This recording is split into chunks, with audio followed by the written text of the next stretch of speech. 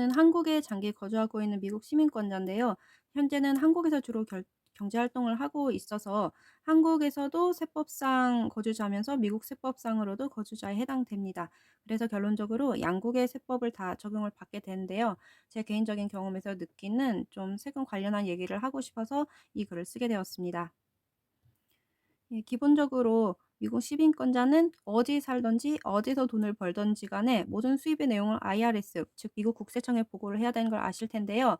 뿐만 아니라 해당 나라의 어떤 일정 이상의 금액을 은행 계좌에 보고하고 있으면은 그 은행 계좌 내역을 다 이제 미국에다가 보고를 해야 합니다. 흔히 FBA라고도 부르고 또 상황에 따라서는 FATCA라는 거를 또 파일해야 합니다.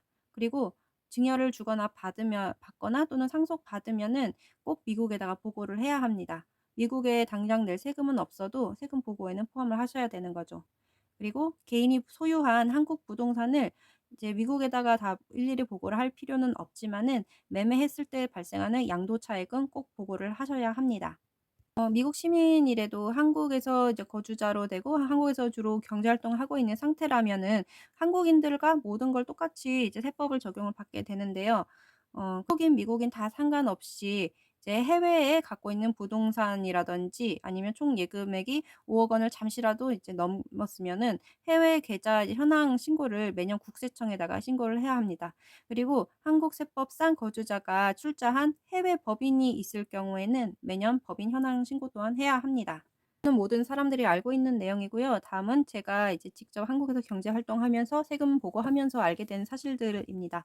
첫 번째로는 한국 1인 개인 사업자면 미국의 셀프 임플로이먼트 텍스를 내야 된다는 건데요. 셀프 임플로이먼트 텍스라는 거는 이제 그 1인 개인 사업자가 직장 4대 보험이 없을 경우에 미국 셀프 임플로이먼트 텍스를 내야 되는 건데 적은 금액도 아니고 세율이 무려 15.3%입니다. 네, 그래서 이거를 만약 내고 싶지 않다 하면은 개인 사업자라도 1인으로 활동하시지 마시고 파트타임이라도 4대 보험 받는 직원을 고용해서 본인도 직장 가입자로 사업장 가입자로 4대 보험을 납부하면 셀프 임플로이먼트 텍스를 피할 수가 있습니다. 네, 다음은 노란 우산 공제에 대한 내용인데요. 이제 한국에서 소상공인은 노란 우산 공제 많이 드시잖아요. 그래서 이거는 뭐 훗날 퇴직금에 해당되는 돈도 마련할 뿐만 아니라 내가 소득 신고를 할 때 이제 소득 공제를 받을 수 있는 큰 장점이 있죠. 네, 하지만은 이국에다 소득 보고할 때는 절세를 받을 수가 없습니다. 노란 우산 공제 자체의 그런 게 미국에서 이제 적용이 불가능한 것이라서요.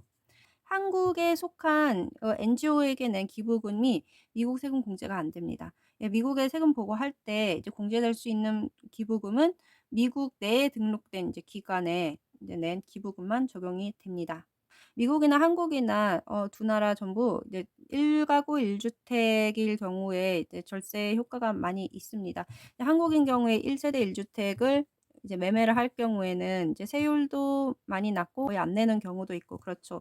하지만은 이런 주택 매매로 인한 양도 차익을 한국에선 그렇게 절세를 했는데 미국에다가 양도소득을 신고할 경우에 한국에서 적용된 세금 혜택이 적용되지 않아서 미국에다가 추가 세금을 낼 가능성이 있습니다. 미국에서 또 개인 명의로 주택을 갖고 있고 장기 보유하고 또 몇 년 동안 살면은 이 집을 팔았을 경우에 또 절세 효과가 있거든요. 근데 또 이렇게 개인이 보유에다가 매매하는 부동산을 또 한국 국세청에다가 신고를 해야 되는데 이 국세청은 한국에서 적용하는 룰은 적용을 안 하고 한국의 양도소득 룰을 적용하기 때문에 한국에다가 추가로 이제 세금을 내야 되는 이제 경우가 생길 수가 있습니다. 네, 이건 100%가 아니고요. 이제 제가 여러 가지 알아보고서 '아 이런 식으로 되겠다.'라고 생각을 한 겁니다. 실제로 경험한 건 아직 아니에요. 한국 법인인 경우에 이제 대표자가 미국인이거나 지분의 일정 부분 이상을 미국인이 소유를 하고 있으면은 미국에다가 이제 세금 신고를 하셔야 합니다. 또한 법인의 이익을 미국인 주주의 개인 소득으로 간주를 해서 길티 텍스 같은 거를 때려요. 미국에다가 이제 세금을 납부하시는 일이 생깁니다. 만약 법인의 순소익이 너무 커서 한국에 이미 많은 법인세를 내고 있다면 미국의 길티 텍스를 내지 않을 수가 있습니다. 미국의 직녀 상속. 이게 굉장히 큰 이슈인 것 같은데요. 이게 한국이랑 미국이랑 룰이 굉장히 다르지만은 양국의 세금 보고할 때는 결국 포함을 해야 되는 부분이기 때문에 굉장히 주의를 하셔야 됩니다. 기본적으로 직녀와 상속은 주는 사람과 받는 사람 그리고 재산의 본거지에 따라서 조금씩 다른 룰이 적용이 되는데요. 그뿐만 아니라 이제 내가 미국 시민인데 한국 거주자냐 아니면은 거주민으로 되어 있냐에 따라서 다른데, 만약 미국 어떤 주에 거주인으로 되어 있으면은 또 예상치 못하게 주세를 내야 하는 경우가 있을 수도 있어요. 그래서 직녀 상속 문제에 대해서는 꼭 이런 전문가를 한 명 아니고 한 몇 분 만나서 상담을 해 보시면은 각기 조금씩 다른 솔루션을 주실 거예요. 예, 그중에서 가장 좀 말이 되는 것 같은 이제 분을 선택하셔서 이런 일을 진행을 하시면 될 것 같습니다. 직녀에 대해서 좀 미국이랑 한국이랑 다른 설명을 드리고 싶은데, 예를 들어서 한국에서 요즘 직녀 많이 하시잖아요. 근데 이제 직녀 받는 사람 애가 미국 시민권자나 영주권이다 하면은 한국의 식으로 해서 가장 유리할 정도로 이제 증여를 해 주시고 이제 증여세를 내는 경우가 있습니다.